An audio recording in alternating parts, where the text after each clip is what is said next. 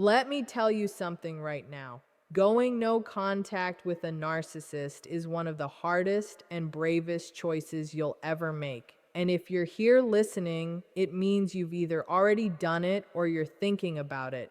But here's the truth, just because you're done with them doesn't mean they're finished with you. In fact, the very moment you go quiet, that's when their real game begins. Because narcissists don't just walk away. Oh no, they plan, they plot, and they wait. They're not staying silent because they respect your boundary. They're not avoiding you because they've moved on. They're quiet because they're calculating their next move. And today I'm pulling back that curtain. I'm going to show you the 7 hidden things a narcissist secretly wants from you when you cut them off. Not the obvious drama. I'm talking about what's happening in the background, what they're hoping you'll do, what they're waiting to see, and why your silence isn't rest for them, it's strategy. So, if you've ever doubted your choice, if you've ever wondered why you still feel like they're tugging at your emotions, stay with me. Because by the time you finish this, you'll see their game plan clearly. And even better, you'll know exactly how to win it. When you go no contact with a narcissist, it triggers a reaction. It might not be an argument or a direct fight. Sometimes it's something small. A post, a like, a story view, a quick message, anything that shows them they still get under your skin. Because when you go silent, their mind doesn't see that as the end. It sees it as a challenge, a test of power. And trust me, they are watching. They monitor every move, even when it looks like they've forgotten you. Why? Because your silence is not just silence to them, it's a threat to the control they once held. Narcissists survive on attention. It doesn't matter if it's love or anger, it's all supply. When you cut contact, it's like you've shut off their air. That silence, that peace, it's powerful to you, but unbearable to them. It confuses them, frustrates them, makes them question their grip. They can't stand not knowing how you feel. And what they hate even more is the idea that you might actually be doing fine without them. So what do? They poke. At first, it's small. They might view your story but never send a word. They might post something vague that sounds like it's aimed at you. They might ask a mutual friend about you or leave a comment somewhere from your past hoping it reaches you. All of this is bait. They want a reaction. Any reaction proves you're still in the game, even if you think you're not. And this is where it gets dangerous. Narcissists know your patterns. They know what gets under your skin. If they can't make you talk, they'll settle for making you feel. If they can't drag you back into their world, they'll settle for living in your mind. They want you replaying the last fight. They want you checking their socials, wondering if they're happy. They want you angry or sad because every emotional reaction, even one you don't show, feeds them power. They don't need you to text. They just need to know that you care. That's their victory, because if you still care, they still control the game. The second you react, even slightly, a comment, a post that sounds emotional, a shared quote, they know the door is still open. And if the door is open, they can step right back in when they want. Now let's talk about the mind games they play during no contact. Sometimes they'll disappear on purpose, hoping you'll start wondering why. Why aren't they trying to reach out? Did they forget you that fast? Did they ever care at all? That silence is staged. It's not peace, it's provocation. They're using absence to make you doubt your choice. They want your confusion to push you into breaking no contact. The second you text, the second you reach out, it's over. They've won back control. They don't just want a reaction, they expect it, they rely on it, they truly believe you won't last. That you'll miss them, second guess yourself, and give in. And if they can't get to you directly, they'll come at you indirectly. They'll post subtle messages, spread half-truths, or suddenly start showing off a new relationship. It's not because they've moved on, it's because they want to keep you watching. They want to make sure you still feel something because feelings equal attention, and attention equals control. Every move they make during no contact is calculated. It's not progress, it's manipulation. They're not moving forward, they're trying to pull you backward. They want to reset the same painful cycle. They want to make sure that even when you're silent, they still hold space in your thoughts. And every single day you stay quiet, you take back your strength piece by piece. When a narcissist loses access to you, they don't suddenly become self-aware. They don't feel real regret. What they do instead is twist your silence into guilt. They want to turn it into a mirror that makes you doubt yourself. They crave your guilt, your second guessing, your emotional confusion. They know guilt is one of the strongest chains. And if they can't touch you physically, they'll work to live rent-free inside your mind. For them, your silence is not just rejection, it's humiliation. It's an attack on their ego. But instead of facing that truth, they rewrite the story. Suddenly, you're the one who's cold. You're the one who walked away without trying. You become the villain. This reversal is powerful because it makes you question your own reality. You start replaying every conversation, every argument, wondering where things went wrong. They want that. They want you lost in that emotional loop, so deep in it that you start forgetting why you went no contact in the first place. They want you remembering the good moments, the charm, the laughter, and ignoring the manipulation and pain. They want you thinking, maybe I overreacted, maybe they weren't that bad, maybe I gave up too soon. That doubt is their back door. If they can plant even one seed of shame in your mind, they know it's only a matter of time before you feel like you owe them something, a text, an explanation, a chance. Narcissists are masters at using your empathy against you. That's why they chose you. Your compassion, your loyalty, your depth, everything they don't have, they feed off. And when they can't guilt you into returning, they'll guilt you for leaving. They'll act like they're broken, abandoned, misunderstood.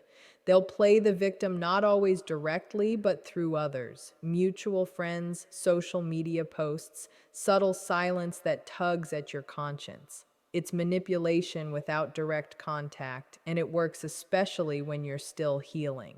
Because for a kind person, guilt feels unbearable. They know it. They count on it. They don't want your love. They want your emotional energy. They want your inner turmoil, that invisible tension you carry late at night when you start thinking, maybe I was too harsh, maybe I was too sensitive. That is their goal. They hand you their emotional mess and stand back to watch if you'll clean it up. They don't want peace. They want confusion. They want to make your strength feel like cruelty, your distance feel like betrayal. And when guilt grows, it doesn't whisper, it screams. And narcissists know how to make it echo until it fills your thoughts. Even without contact, they want control. They want to live in your mind rent-free. They want your obsession, not the kind where you chase them, but the kind where you can't stop replaying what happened. They want you wondering what you could have done differently. They want you thinking about what they're doing now. That's the real goal. If they can't have your body or your time, they'll take your peace. Because for them, being remembered, being thought about, even being hated is still power. When you find yourself replaying arguments, imagining what they might say if you talked again, that's them still pulling the strings. They built that loop in your head on purpose. They conditioned you to question, to hope, to fix. But every time you resist that urge to reach out, you break that loop a little more. You start replacing their voice with your own. You stop asking, what if they change? And start saying, I deserve calm. And that's where your real power begins. Because narcissists can only live where chaos exists. The more peace you choose, the less air they have to breathe. The more silent you stay, the more invisible their control becomes. Your distance isn't weakness, it's recovery. It's the end of their illusion and the start of your freedom. Analyzing their actions, trying to make sense of their mixed signals, or constantly checking social media to see if they've posted something new. That kind of obsession is energy. It's attention. And they love knowing they still hold that much power over you without saying a single word. To them, it means the bond isn't broken, it's just shifted. They don't need to talk when they've already taken space inside your mind. This is exactly why narcissists end relationships surrounded by confusion. They almost never give you closure. They won't take responsibility. They won't explain themselves. And they definitely won't acknowledge your pain. Instead, they disappear. They ghost, they discard, or they turn cold without any warning because they know that confusion is the quickest path to obsession. The human brain hates open endings. It wants resolution. So when someone vanishes or flips the story with no explanation, your mind races to fill in the gaps, trying to find meaning in the chaos, and that's exactly what they count on. The more you think, the more they stay in control. Sometimes they'll even sprinkle a little false hope before they disappear.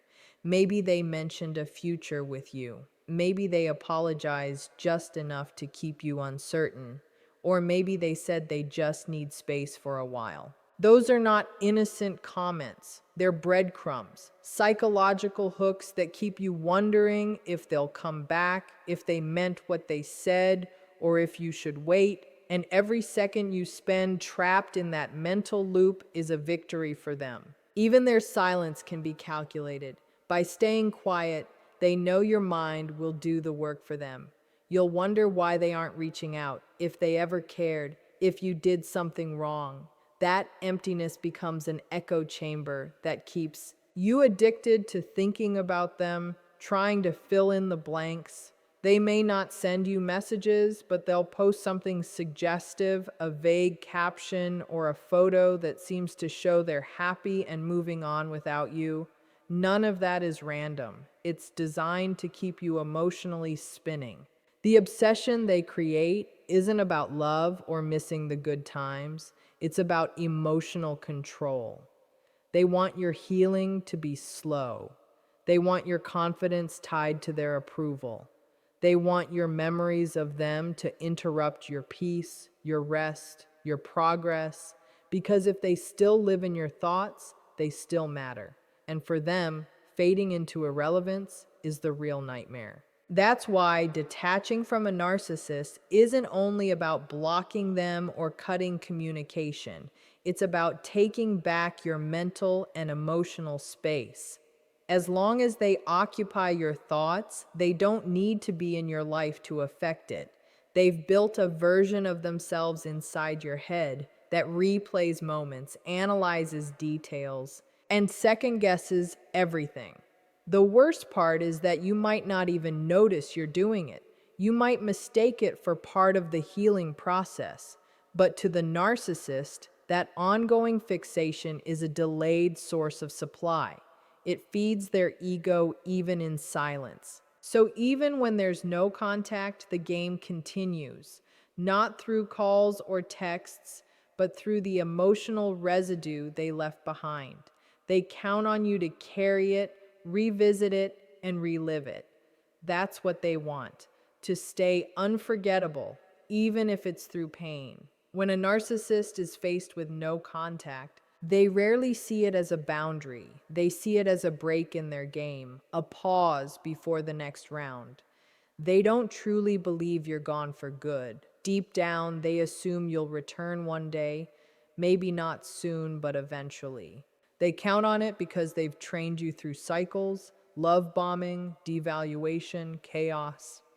They've conditioned your emotions to crave their attention, to fear losing them, and to seek their approval even when it hurts. So when you finally pull away, they don't panic. They wait. They expect you to break first. They believe their influence is timeless. They know what makes you feel guilty, what makes you doubt yourself, and what you still secretly hope for. They've shaped a version of themselves that's difficult to fully hate, even after everything. So when you walk away, they don't think it's over. They think you just need time to cool off, to miss them. They believe you'll eventually reach out. Until then, they stay quiet, confident that you're still emotionally tied to them. Sometimes they'll even twist your silence into a weapon. They'll tell others you're being cold or childish or that you abandoned them without reason. They do it to reframe the story, to make it seem like they're the victim. That's the trick. If they can make it look like you overreacted, it keeps the door open for them to manipulate again later. And if you feel guilty or misunderstood, you might reach out to explain yourself, which is exactly what they want. Even if they say nothing, their thinking doesn't change. In their mind, you're not done, you're just emotional. They tell themselves you'll come back once you calm down. That's why many narcissists don't rush in when you go silent. It's not because they've moved on, it's because they're calculating. They're testing your strength. They want to see how long it takes before you crumble. They want to confirm that the dependency they built still lives inside you. And if you do reach out even once, they take it as proof. To them, it's not about love. It's about ownership. They think they still own part of your heart, and now you've confirmed it. They count on time to help them. They wait for the anger to fade, for your clarity to blur, for the version of them in your memory to soften. They know how nostalgia works. With time, you might forget the constant anxiety, the manipulation, the exhaustion of walking on eggshells. You might only remember the charm, the connection, the highs. They rely on that. They let time do their work. If they sense you're moving on, they'll subtly reappear to stir old emotions. Maybe they'll send a simple message, just checking in, or they'll share a song you both loved, or a memory from the past. These moments are not signs of growth or regret. They're bait, carefully planned and perfectly timed. They want you to wonder if they've changed, if they miss you, if there's still hope. But all they're really doing is testing the door to see if it's still unlocked. The hardest part about no contact isn't the silence. It's letting go of the illusion, the fantasy that one day they'll finally see your value, finally treat you the way you deserve, finally become the person they pretended to be. Narcissists know this, and they use it. They know you want answers, closure, understanding. You want to believe it all meant something. That's why they don't chase you. They don't think they have to. In their mind, you'll eventually do it for them. When they lose access to you, they shift focus.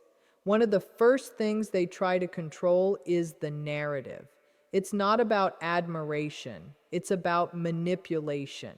When you stop communicating, they know they can't reach you directly anymore. So they use other paths, mutual friends, social media, shared circles.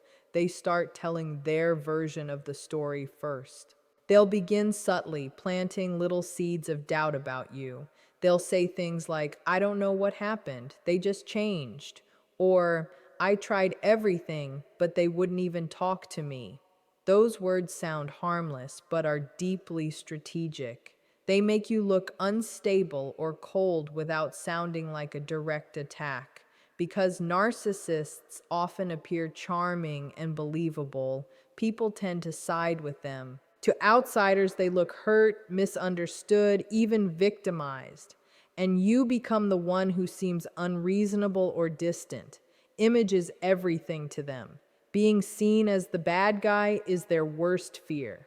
So when you go no contact, it's not just the loss of access that bothers them, it's the loss of control over how they're perceived.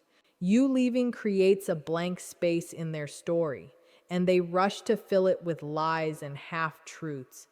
They can't stand the idea that people might hear your side or see who they truly are. So they craft a new version where you're the problem. You're the one who hurt them. You're the reason it all fell apart. Sometimes they don't even need to say much. They'll post vague quotes about betrayal or healing from toxic people, perfectly timed to make it seem like they're recovering from someone like you. It's all an act, a performance. But it works because no one else saw what you went through. They didn't witness the manipulation, the chaos, or the silent punishment. They only see what the narcissist wants them to see. And that's why protecting your peace means more than blocking them.